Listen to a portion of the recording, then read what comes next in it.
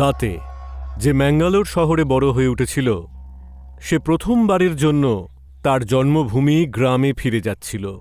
গ্রামে ছিল তার পূর্বপুরুষের ভিটে।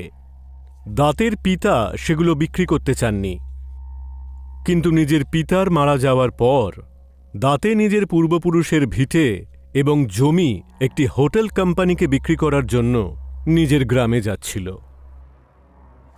গ্রামের অলিগলি পথ বেয়ে দাঁতের গাড়ি চলছিল, কিন্তু মাঝে মধ্যেই সে বিভিন্ন মানুষের চিৎকার আর ঢোলের আওয়াজ শুনতে পাচ্ছিল। আর দূরে কোনো উৎসবের আলোয় রাতও ঝলমল করে উঠেছিল।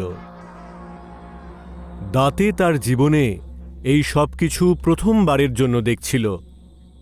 এই সব কিছু দেখতে দেখতে যখন সে নিজের গ্রামের বাড়িতে পৌঁছল, তখন সে দেখল যে তার গ্রামও অন্যান্য গ্রামের মতোই খুব সুন্দরভাবে সুসজ্জিত, কিন্তু সেখানে কোনো উৎসব হচ্ছিল না।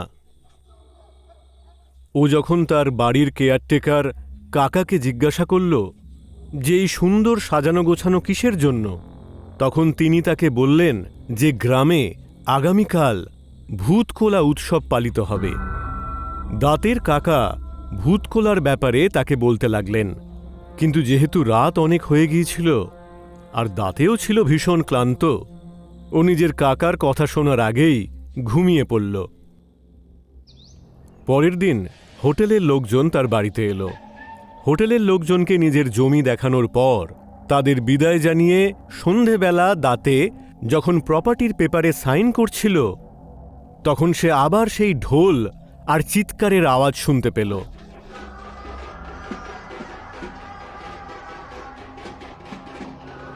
দাঁতে যখন নিজের ঘরের জানালা দিয়ে তাকালো, তখন সে অদ্ভুত এক দৃশ্য দেখতে পেল। দাঁতে গ্রামের সেই উৎসব দেখার জন্য পেপারসগুলো ঘরে রেখেই বেরিয়ে পড়ল।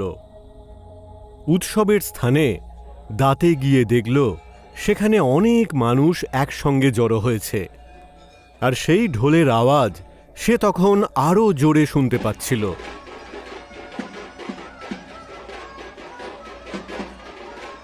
দাঁতে সেখানে পৌঁছে ভিড়ের পেছনে দাঁড়িয়ে দাঁড়িয়ে সব কিছু দেখতে থাকল।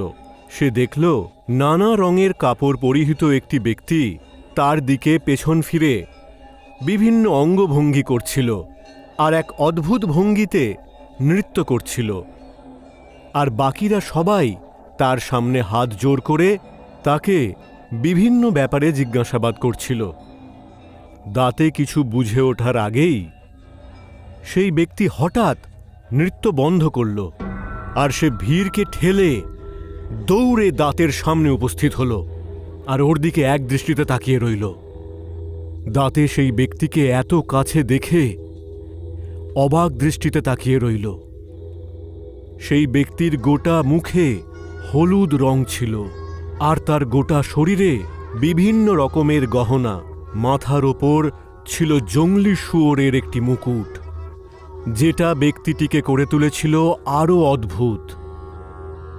ব্যক্তিটি অনেকক্ষণ ধরে দাঁতের দিকে তাকিয়ে থাকার পর হঠাৎ করে চেঁচিয়ে উঠল, এতটাই জোরে যে দাঁতের ভয়ে বুক কেঁপে উঠল। তারপর সেই ব্যক্তিটি চিৎকার করে জঙ্গলের মধ্যে মিলিয়ে গেল। এই ঘটনার পর গ্রামের সবাই দাঁতের দিকে তাকিয়ে রইল। প্রত্যেক গ্রামবাসীর মুখে দাঁতে দেখল এক অদ্ভুত ভয়ের ছায়া। সবাই দাঁতেকে সতর্ক করতে লাগল যে ওর সঙ্গে এবার খারাপ কিছু ঘটবে, আর তাই তাকে খুব সাবধানে থাকতে হবে। দাঁতে কিন্তু কিছুই বিশ্বাস করল না। সে ভাবল এই সব কিছুই গ্রামবাসীদের অন্ধ কুসংস্কার। সে নিজের বাড়িতে ফিরে গেল। দাঁতের বাড়িতে পৌঁছনো মাত্রই তার কাকা হন্তদন্ত হয়ে দাঁতের ঘরে এসে পৌঁছলেন, আর ভয়ের সঙ্গে দাঁতেকে বোঝাতে লাগলেন। তার কাকা তাকে বললেন যে ব্যক্তিটি তার দিকে তাকিয়ে চিৎকার করেছিল সে ছিল আসলে পঞ্জুরি দেবতা, যে গ্রামবাসী আর তাদের জমির সুরক্ষা প্রদান করে আর গ্রামবাসীদের বিভিন্ন সমস্যা থেকে উদ্ধার করেন। উনি প্রতি বছর ভূতকোলার সময়ে আবির্ভূত হন আর মানুষের সমস্ত সমস্যার সমাধান করেন। আর ওনার আবির্ভাবের এই খুশিতেই প্রত্যেক বছর এই উৎসব পালিত হয়। দাঁতের কাকা দাঁতেকে বললেন, পঞ্জুরি দেবতার দাঁতের ওপর চিৎকারের অর্থ এটাই ছিল যে জমি দাঁতে বিক্রি করছিল, পঞ্জুরি দেবতা সেই বিক্রির বিরুদ্ধে ছিলেন। দাঁতে এই সমস্ত কথা শুনে জোরে জোরে হাসতে লাগল। দাঁতের কাকা তাকে বোঝাতে লাগল যে যদি দাঁতে পঞ্জুরি দেবতার কথা না শোনে তাহলে দাঁতের প্রাণ সংশয় পর্যন্ত ঘটতে পারে। সেটা শুনে দাঁতে নিজের ঘরে রাখা প্রপার্টির পেপারসগুলো নিয়ে তাতে সাইন করে নিজের ঘরে গিয়ে ঘুমিয়ে পড়ল। সেই রাতে দাঁতে নিশ্চিন্তে ঘুমোচ্ছিল।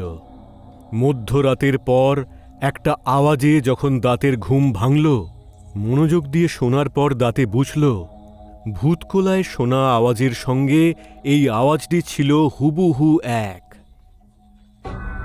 কিন্তু এবার সে কারোর একটা কান্নার আওয়াজ পেল।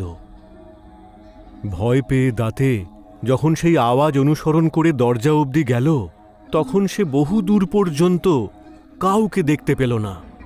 কিন্তু তখনই হঠাৎ করে একটা আগুনের স্ফুলিঙ্গ ছুটে এলো তার দিকে, আর আকস্মিকভাবে পঞ্জুরি দেবতা তার সামনে প্রকট হয়ে চিৎকার করে উঠলেন। সেটা দেখে দাঁতে ঘেমে গেল, আর কোনো ভাবনা চিন্তা না করেই দাঁতে নিজের গাড়িতে বসে সেই গ্রাম ছেড়ে পালালো।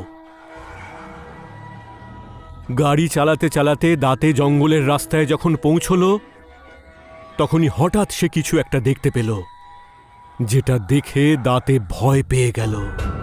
সে দেখল তার সামনে দাঁড়িয়ে আছে একটা জংলি শুয়োর, যার মাথায় সোনার মুকুট, গলায় সোনার হার, যার দাঁতগুলোও সোনার, তার গাড়ির সামনে দাঁড়িয়ে আছে। ভয় পেয়ে দাঁতে গাড়ি ঘোরালো, নিয়ন্ত্রণ হারিয়ে তার গাড়ি ধাক্কা খেল একটা গাছে।